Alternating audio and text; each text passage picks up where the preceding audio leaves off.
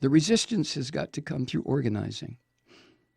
And it's got to be done without all the fanfare of, oh, look, we're organizing. No. That's, you don't need to do that anymore because there's social media. You can contact, in a manner of speaking, every human being on earth who has access to an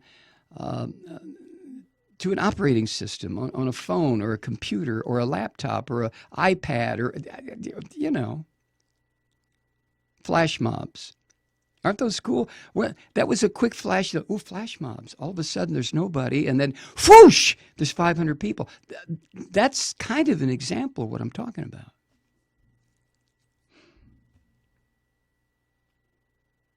I can remember when I was at school at NC State in 1970, turning a goddamn hand crank on a mimeograph machine.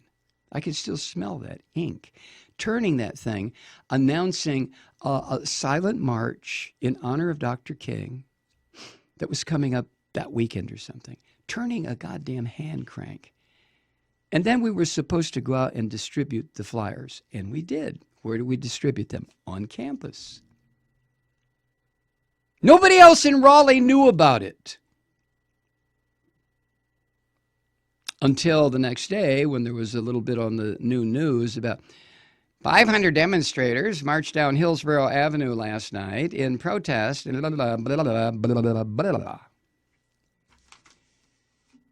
That's the way it used to be. That's not the way it is now. We have social media. We have the internet.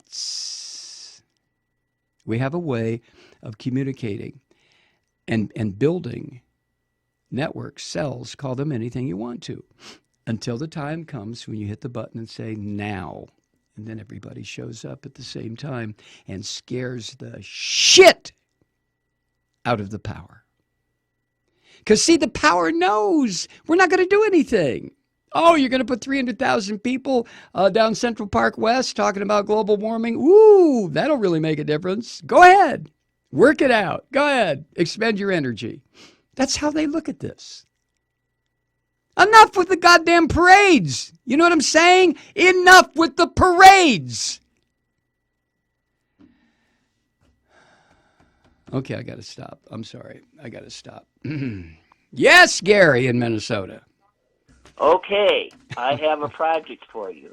Oh well, no, not for me, pal. Write this down. Oh, okay. Okay, there's a show on KWAM 990 out of Memphis. It's on the TuneIn app. It's at 4 p.m. tomorrow to 6 p.m. Eastern Time. It's a union show, and they trying to do activist things. It's a call-in show, so I want you to listen to that because there's a couple black people on there, and you seem to like to listen to more black people sometimes more than white people, and I think this would be very informative for you to do. Okay.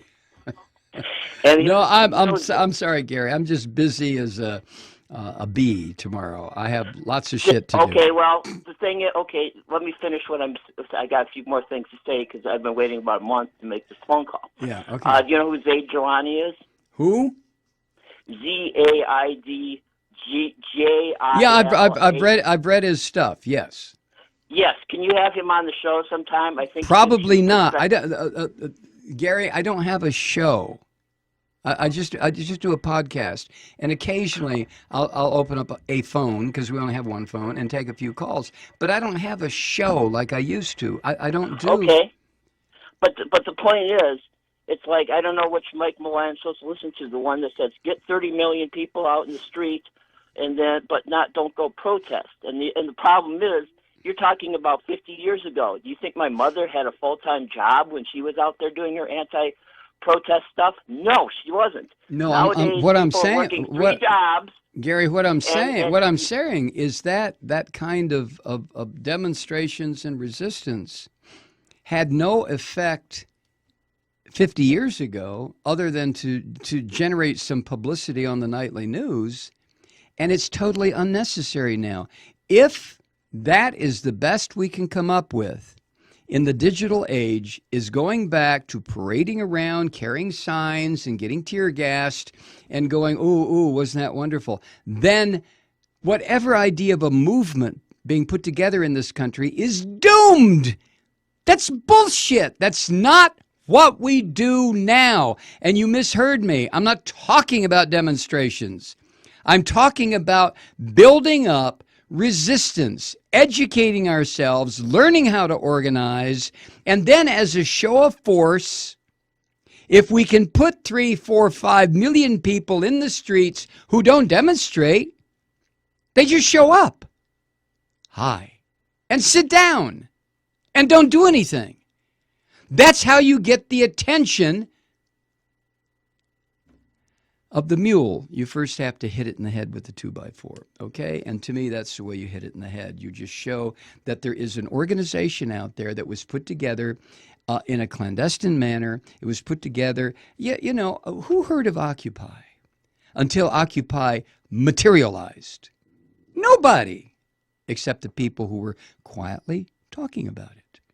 And then all of a sudden, poof, there it is. That's what I'm talking about.